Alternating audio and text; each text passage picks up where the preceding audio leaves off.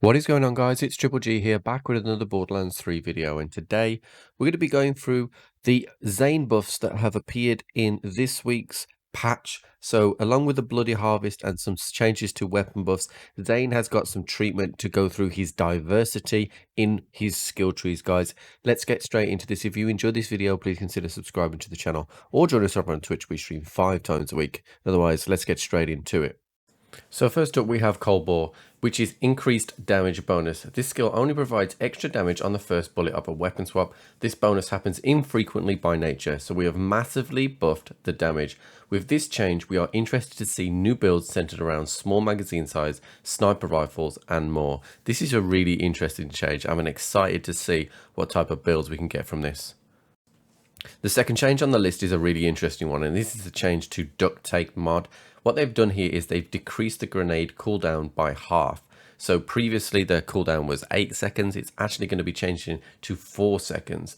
What Gearbox said was they found that the value of this passive skill was limited by the cooldown between each grenade, so we've cut that in half. Players will need to be conscious of the cooldown time and type of grenade mod they equipped to get the maximum value out of this passive skill. So those of you that you used Clone before will notice sometimes he was throwing the grenades too quick, so it will be interesting to see what grenade mods actually can take full effect of this and how the build will vary going forward.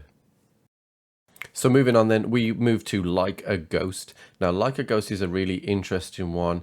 Basically, they've increased the effect of this can happen and increased the bonus for each action skill. So the stacking bonus only occurred each time one of Zane's action skills is activated. This was infrequent in the late game, as players generally extended their action skill duration time. We've made this change with playstyle in mind. So basically what they're saying here is that we're going to see this potentially like reoccur while we've got our action skills up permanently. It'll be really interesting to see how this one goes. Next up on the list, we have Trick of the Light. Now, Trick of the Light, basically, whenever somebody isn't targeting Zane, we will deal bonus cryo damage. And the current bonus at 3 points is 36%. So what they're saying here is that the damage from this skill depends on the number of enemies targeting Zane, and Zane's clone can occasionally be unpredictable. So to better account for this, they've just buffed it. So they're not saying that they are going to improve how many enemies and how it recognizes. They're just going to put the damage through the roof, which is a really interesting concept, and we'll see how that goes. Next, we move over to the green tree and we look at the skill Best Served Cold. So this skill is a fairly simple one. Whenever Zane kills an enemy, they create a Nova, dealing damage to all nearby enemies, and this skill has a cooldown. Now, at the moment, the damage is 1400, and what Gearbox have said here is that they're going to increase that damage. So I would expect this to be in line with some of the Novas that we see on some of the other characters and shields. So it'd be really interesting to see just how this one is affected. So the last buff on the list is a buff to Fertility Belt. So Zane gains increased resistance to non-elemental damage. After killing an enemy, all elemental damage is converted into non-elemental damage, which is a really interesting skill. So what they've said here is to help encourage players to consider builds that remove elemental damage. We've buffed the damage mitigation to be stronger here, so it'll be really interested to see what they go here. The only thing I would say about this is in the green tree where the barriers are usually used, so you wouldn't really need the elemental resistance with the barrier, but that's not to say that you can't use other skills from other trees and just come down this tree to get this skill. Next up, Gearbox have made a number of changes to some class mods, and some of these are really interesting. Up first is the AntiFreeze class mod.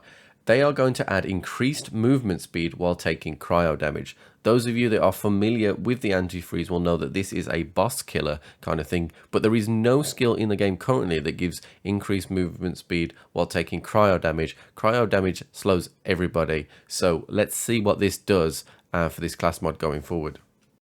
Next up, we have the Conductor. Now, I actually really like this class mod. It just didn't really pack the power that the Seeing Dead does. However, what they've done here is they've increased the bonus damage. What Gearbox have said was the bonus damage for this class mod is dependent on the amount of action skill duration time you have left. Like Trick of the Light, this damage can feel inconsistent.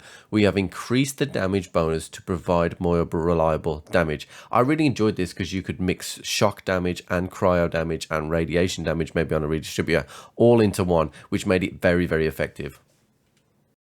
Next up, we have the Executor. This one is really simple. They've increased the stat bonuses. Players suggested that stat bonuses provided as a kill skill weren't strong enough to feel the value, so they buffed these significantly. So you can get bonus accuracy, handling, critical hit damage, status effect damage, and status effect damage, and these are going to be buffed significantly. It's going to be really interesting to see how much they fare. The final change on the list is a change to the Techspert. Now, what Gearbox have said here is that the kill skill, which adds a 5% chance on kill to recharge your Sentinel cooldown and duration, just wasn't enough. The idea around this class mod was to give Zane the drone indefinitely, and 5% just wasn't high enough, so they've increased the likelihood of this behavior occurring. There is no mention on the actual percentage yet, but I would expect a significant increase going forward. So guys, that is it for today's video. Guys, if you have enjoyed this video, please consider subscribing to the channel or join us over on Twitch. We stream 5 times a week. And otherwise, I'll catch you on the flip.